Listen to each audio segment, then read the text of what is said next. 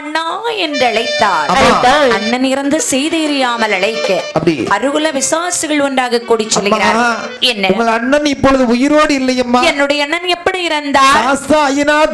பூதத்தை விட்டு உன் அண்ணனை உயிர் வாங்கி விட்டார். அதாவது என்னுடைய அண்ணன் இறந்தாலும் அவருடைய உயிரானது என்னை விட்டுட்டு எங்கேயுமே போகாது. சரி, அவருடைய உயிரானது இங்கு உள்ளது. அருகிருந்த வேப்ப மரத்திலே சென்று உறைந்திருந்தது. அந்த வேப்ப மரம் எங்கு உள்ளது? பலகனில் ஒரு கரையாளர்கள் இலங்கப்புரை கட்டுவதற்காக வேறொரு வெட்டி சென்று விட்டார்கள். என்னது, என்னுடைய அண்ணனை கொண்டது மட்டுமல்லாமல் அவர் உறைந்திருந்த வேப்ப மரத்தை வெட்டி சென்று விட்டார்களா?